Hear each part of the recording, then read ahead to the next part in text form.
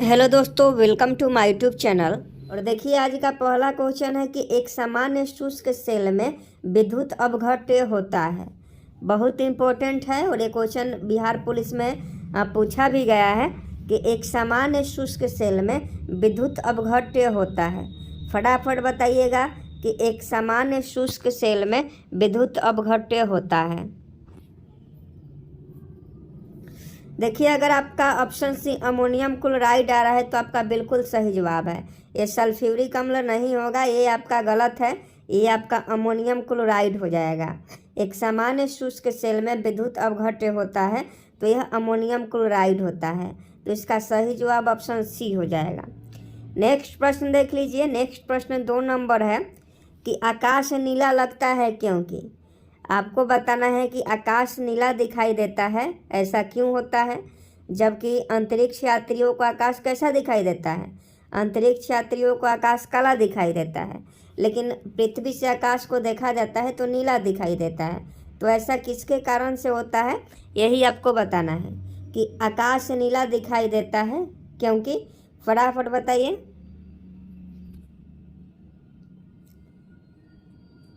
तो देखिए, अगर आप ऑप्शन बी बता रहे हैं तो बिल्कुल सही जवाब है।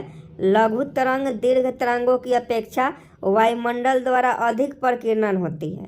लघु तरंगों का दीर्घ तरंगों की अपेक्षा वायुमंडल के द्वारा अधिक प्रकीर्णन होती है, इसी कारण से आकाश जो है नीला दिखाई देता है। तो ऑप्शन बी इस प्रश्न का 2 का बिल्कुल आपका राइट आंसर हो जाएगा। नेक्स्ट प्रश्न का सही जवाब बताइएगा 3 नंबर का कि 1 माइक्रोन बराबर होता है। फटाफट बताइएगा कि 1 माइक्रोन के बराबर क्या होता है। फटाफट बताइएगा कि 1 माइक्रोन बराबर होता है। देखिए, अगर आप ऑप्शन सी 1/1000 बता रहे हैं मिलीमीटर तो आपका बिल्कुल सही जवाब है। Option C will be right answer हो जाएगा। नेक्स्ट प्रश्न देख लीजिए कि अति चालक का लक्षण है। 4 का सही जवाब बताइए कि अति चालक का लक्षण है। 4 का सही जवाब बताइए कि अति चालक का लक्षण है। तो देखिए, उच्च पारगम्यता बता रहे हैं तो आपका बिल्कुल राइट आंसर है। अति चालक का लक्षण है तो उच्च पारगम्यता है। तो 4 का ऑप्शन है आपका बिल्कुल राइट आंसर हो जाएगा। अगर क्वेश्चन पूछे कि अति चालक का लक्षण है तो यह उच्च पारगम्यता हो जाएगा। तो ऑप्शन है आपका बिल्कुल राइट आंसर हो जाएगा। नेक्स्ट प्रश्न देख लीजिए 5 नंबर कि कमरे में रखे रेफ्रिजरेटर का दरवाज़ा खोलकर। कमरे में रखे रेफ्रिजरेटर का दरवाज़ा खोल देने से क्या होगा? 4 ऑप्शन पहले ध्यान से पढ़ लीजिए, उसके बाद सही जवाब बताइएगा कि 5 का सही जवाब क्या हो जाएगा। क्वेश्चन देखिए कि कमरे में रखे रेफ्रिजरेटर का दरवाज़ा खोलकर। फटाफट बताइए कि 5 का सही जवाब क्या हो जाएगा।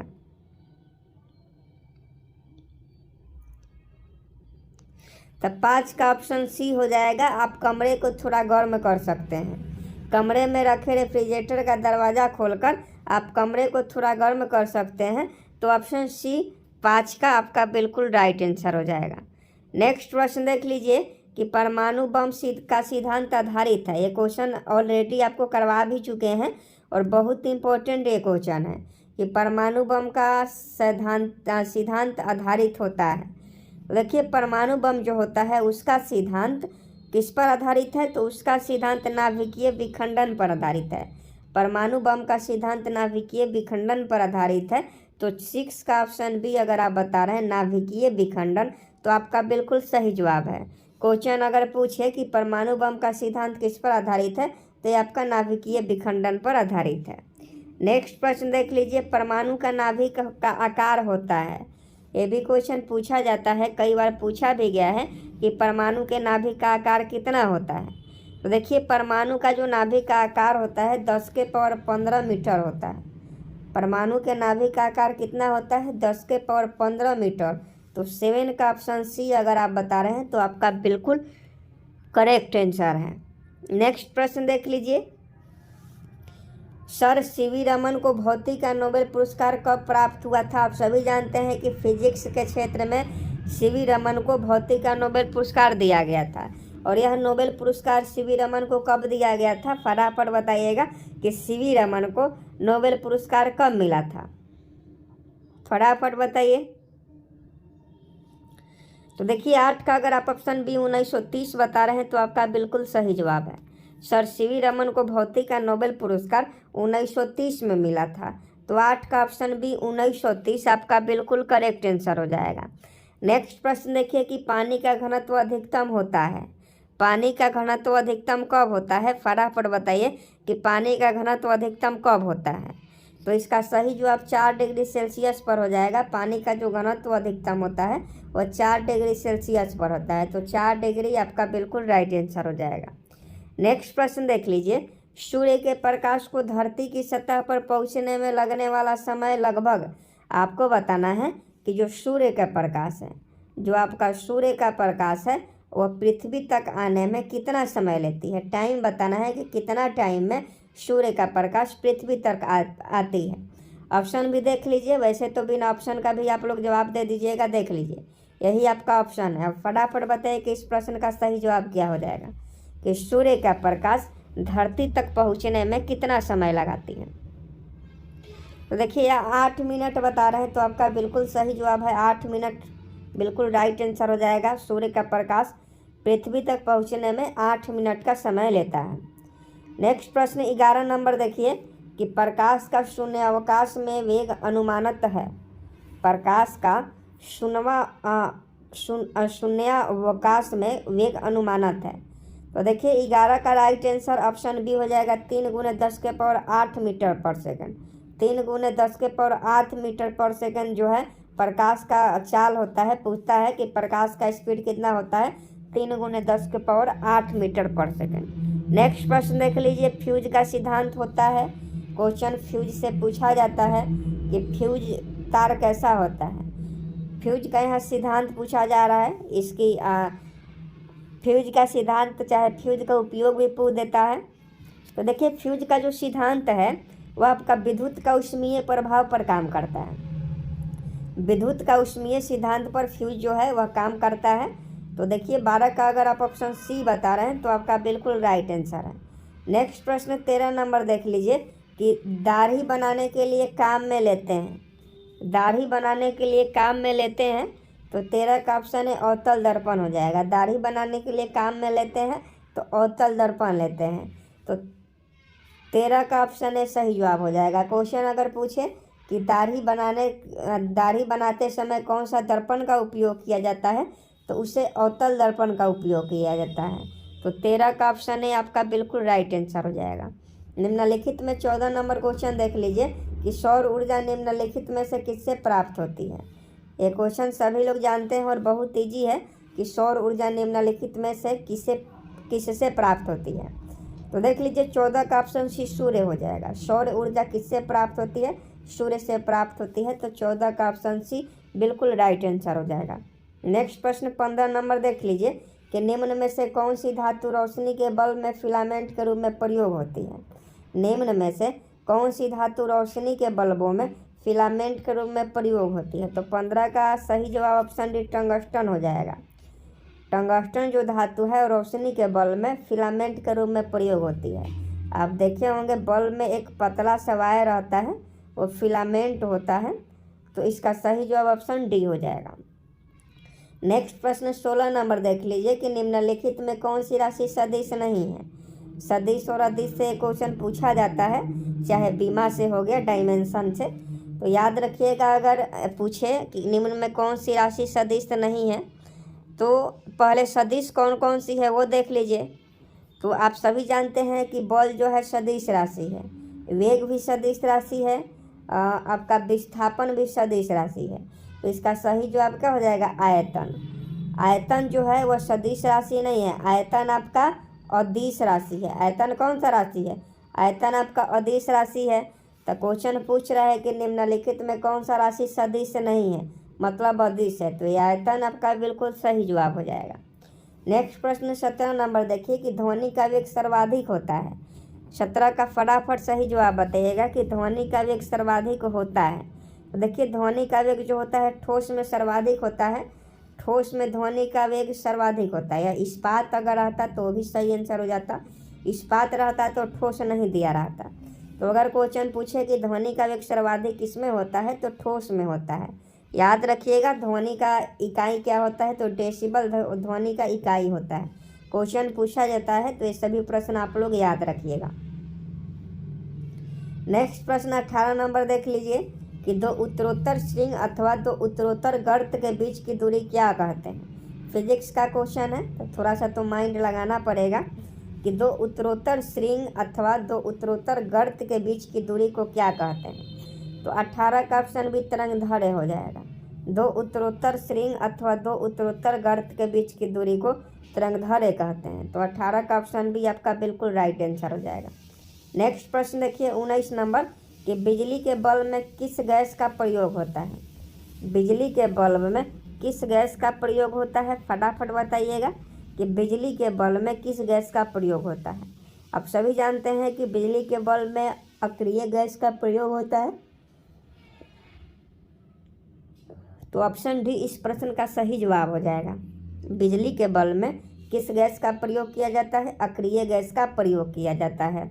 नेक्स्ट प्रश्न देख लीजिए 20 नंबर कि निम्न में सर्वाधिक प्रत्यास्थ कौन सा है। निम्न में सर्वाधिक प्रत्यास्थ कौन सा है तो ये स्टील होता है। अगर क्वेश्चन ऐसा रहे कि सब सर्वाधिक प्रत्यास्थ कौन है तो ये स्टील होता है, तो ऑप्शन बी सही जवाब हो जाएगा।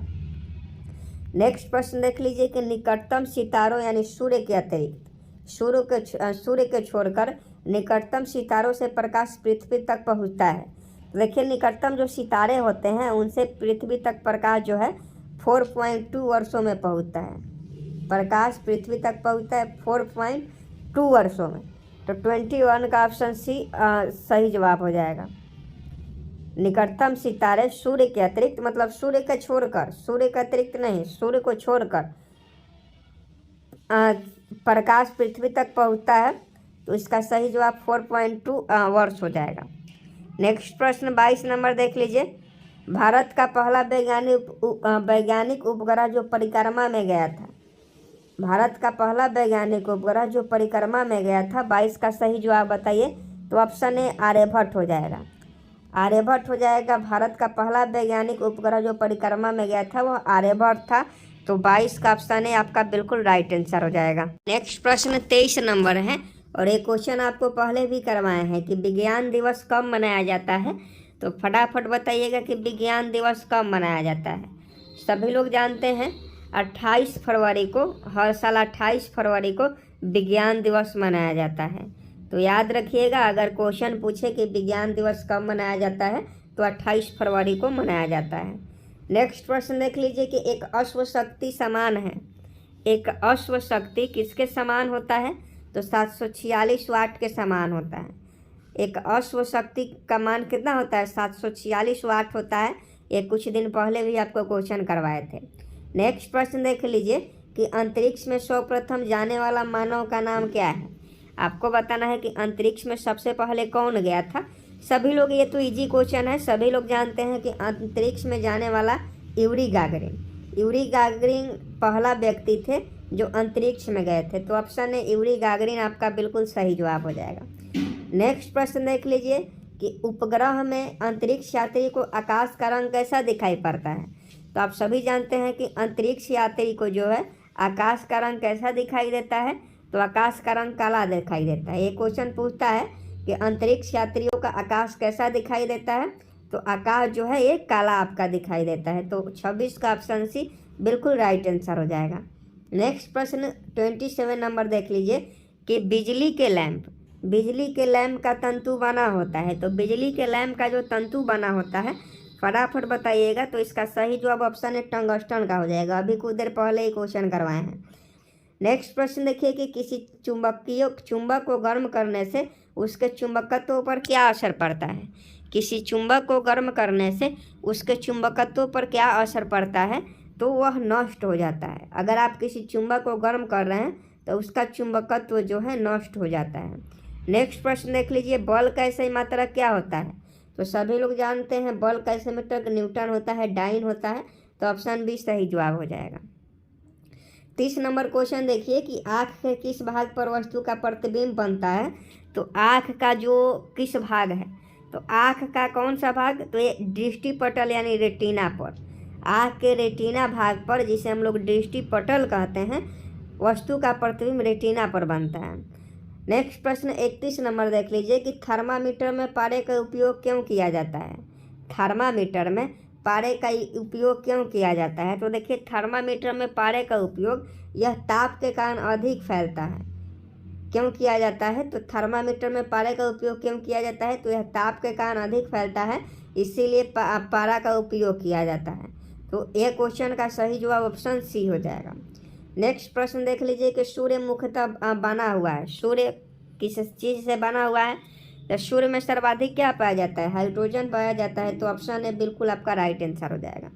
नेक्स्ट प्रश्न 33 नंबर है कि निम्नलिखित में कौन सी वस्तु में लोच का सर्वोच्च गुणांक होता है? निम्नलिखित में से कौन सी वस्तु में लोच का सर्वोच्च गुणांक होता है? तो फटाफट बताइएगा। तो देखिए, 33 का ऑप्शन इस्पात हो जाएगा। इस्पात वस्तु में लोच का सर्वाधिक गुणांक होता है।